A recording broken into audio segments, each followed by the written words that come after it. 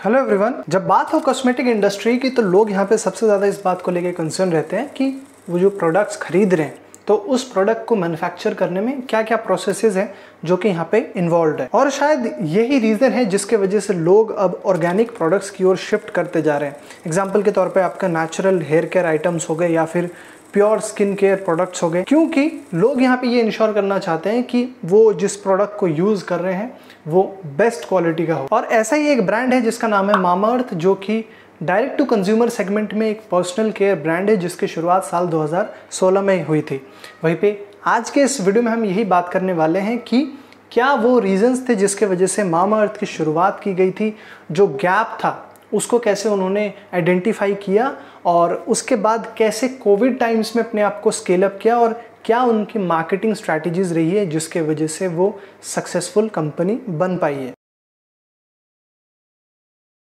Mamaearth के जो founders हैं वरुण अलाग और गजल अलाग, वो एज यंग पेरेंट्स के तौर पे अपने बेबी के लिए नॉन टॉक्सिक और ऐसे प्रोडक्ट्स को ढूंढ रहे थे जो कि उनके बेबी के लिए सेफ हो। और ये दिक्कत सिर्फ उनकी नहीं थी, ये मोस्ट ऑफ दी जो इंडिया में पेरेंट्स होते हैं उनको इस प्रॉब्लम को सामना करना पड़ता है। 2016 में जब उनका पहला बेबी हुआ तो उन्होंने एक चीज़ रियलाइज़ किया कि इंडिया में जितने भी बेबी केयर प्रोडक्ट्स हैं उसमें हार्मफुल केमिकल जैसे कि पैराबिन हो गया, सल्फेट हो गया, ब्लीच हो गया, वो मौजूद होता है, जिसके वजह से ओवर द टाइम जो बेबी की बॉडी है उस पर टॉक्सिसिटी यहाँ पे बिल्ड हो सकता है। वहीं पे इस चीज़ से बचने के लिए उन्होंने फिर डिसाइड किया कि वो लोग यूएस से प्रोडक्ट्स मंगवाएंगे जो कि ऑल्दो अच्छे थे, यहाँ पे नेचुरल प्रोडक्ट्स थे, लेकिन वहीं पे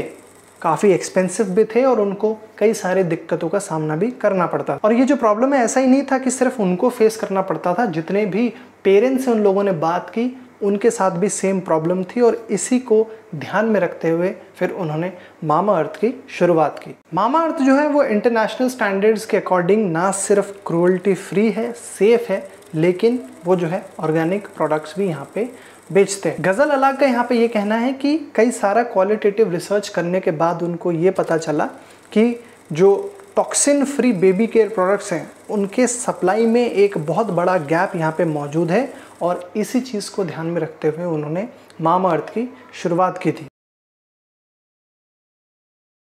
इनिशियल डेज में मामाअर्थ को जो सबसे बड़ा चैलेंज यहाँ पे फेस करने को मिला वो ये था कि ऐसे मैन्युफैक्चरिंग पार्टनर्स को ढूंढना, उनके साथ काम करना जो कि स्पेसिफाइड सेट ऑफ इंग्रेडिएंट्स के साथ काम करने के लिए रेडी हो। इसके साथ ही मामाअर्थ का ये भी क्लेम है कि उनके जितने भी इंग्रेडिएंट्स हैं वो आपके मेड सेफ अप्रूव्ड है, जो कि एक अमेरिकन ऑर्गेनाइजेशन है जो कि नॉन टॉक्सिक का सील जो है वो हर एक प्रोडक्ट को यहाँ पे प्रोवाइड करवाती है। मैं आपको बता दूं कि मामाअर्थ को इस वक्त पे कई सारे इमिनेंट इन्वेस्टर्स जो है वो बैक कर रहे हैं। एग्जाम्पल के तौर पे आपका सिक्युआ इंडिया इसमें शामिल है। इसके साथ ही स्टेलारिस वेंचर्स, फायरसाइड वेंचर्स, स्नैपडील के फाउंडर्स कुणाल बहल और रोहित बंसल यहाँ पे शामिल है और शिल्पा शेट्टी कुंद्रा भी उनके इन्वेस्टर्स लिस्ट में शामिल है। वहीं पे रिसेंट के एक फंडिंग राउंड में मामाअर्थ ने $50 मिलियन भी रेज किए हैं, जिसके वजह से अब मामाअर्थ की जो टोटल वैल्यूएशन है वो बढ़कर $730 मिलियन की हो गई है। गुरुग्राम बेस्ड मामाअर्थ जो है उसने अपनी जर्नी की शुरुआत खुद के नेटिव प्लेटफॉर्म यानी कि खुद की वेबसाइट, इसके साथ ही अमेज़ॉन और फ्लिपकार्ट जैसे जो मार्केट प्लेस है वहाँ पे अपनी प्रेजेंस के साथ की थी। लेकिन जल्द ही कंपनी को ये भी रियलाइज़ हो गया है कि उनके जो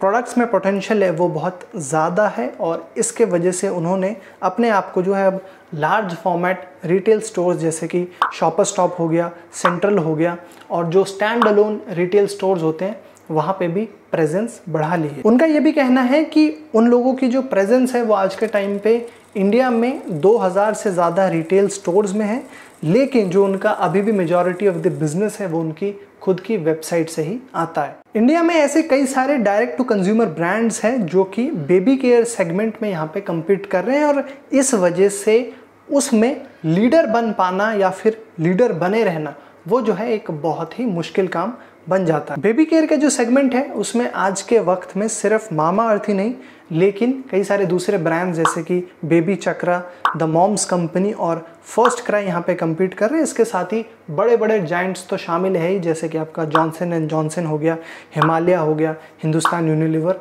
और आईटीसी, ऐसे कुछ ब्रांड्स हैं जो कि यहाँ पे कम्पीट कर रहे हैं। और यही वो रीज़न है जिसकी वजह से जो बेबी केयर सेगमेंट का स्पेस है वो one of the active spaces में से है, जहाँ पे कई सारे डायरेक्ट टू कंज्यूमर ब्रांड जो है वो धीरे धीरे यहाँ पे कम्पीट करने को देख रहे हैं। इसी चीज़ को भापते हुए मामाअर्थ ने एक जो चीज़ बहुत अच्छी की है वो ये कि उन्होंने बेबी केयर सेगमेंट के अलावा भी जो एक लार्ज ऑडियंस है उसको एड्रेस करने के लिए उनके लिए जो स्पेसिफिक प्रोडक्ट्स है उसमें भी वेंचर आउट किया है।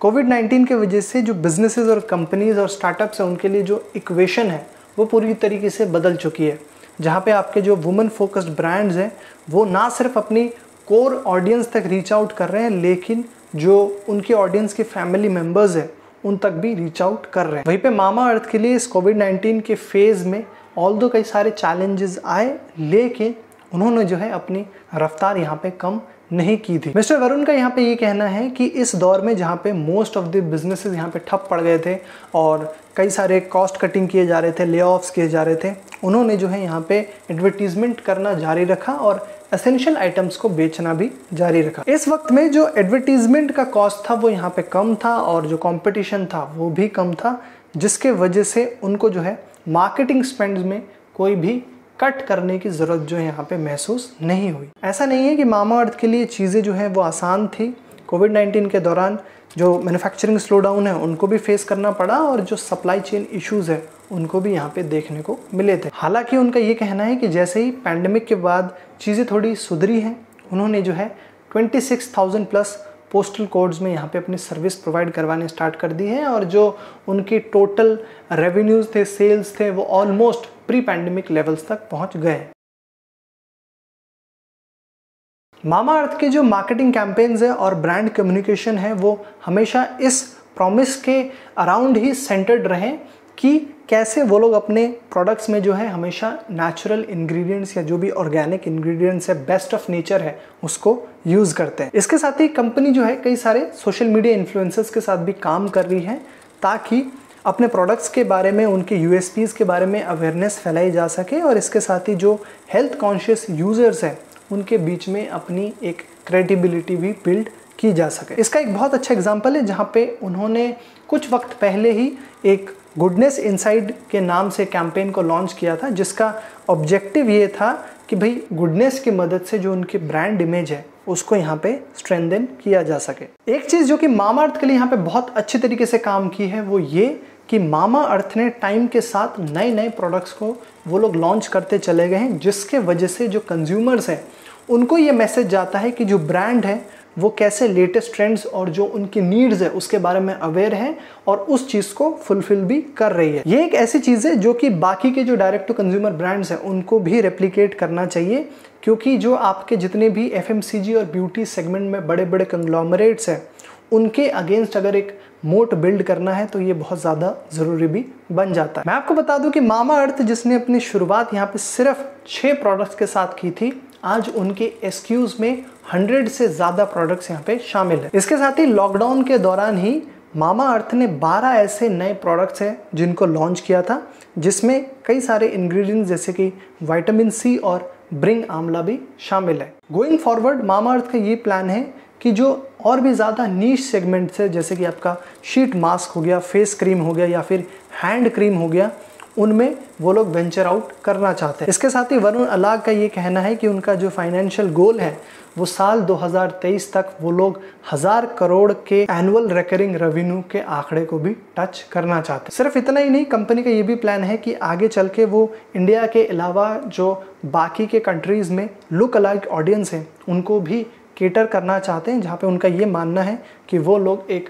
ग्लोबल प्रॉब्लम को सॉल्व कर रहे हैं। बाकी दोस्तों मेरा आपसे यहाँ पे ये सवाल है, आप जरा हमें कमेंट्स में लिख के बताइए कि वो कौन कौन से की लर्निंग्स है जो कि आपने इस मामाअर्थ के ब्रांड स्टोरी से सीखा है। इसके साथ ही मैं आपसे ये भी पूछना चाहता हूँ कि अगर आपने मामाअर्थ के किन्हीं प्रोडक्ट्स को यूज किया है तो आपको उनके प्रोडक्ट कैसे लगते हैं, आपको ओवरऑल यूजर एक्सपीरियंस कैसा रहा, चाहे तो वो भी हमारे साथ शेयर कर सकते हैं। बाकी आई होप ये जो ब्रांड स्टोरी है वो आपको पसंद आया होगा, तो प्लीज़ इसको लाइक कीजिएगा और अपने दोस्तों के साथ भी ज़रूर शेयर कीजिएगा। साथ ही हम आपके लिए फ्यूचर में भी ऐसे ही ब्रांड से related news updates, brand stories, interviews और अब तो हमने पॉडकास्ट भी यहाँ पे शुरू कर दिया है, वो लेके आते रहते हैं। देखते रहने के लिए हमारे चैनल को सब्सक्राइब करके बेल आइकन को ज़रूर दबा दीजिएगा। मेरा नाम तोहिदुर रहमान है, मैं आपको मिलूंगा अगली वीडियो में, तब तक आप देखते रहिए नेक्स्ट वीक ब्रांड को। Thanks for watching.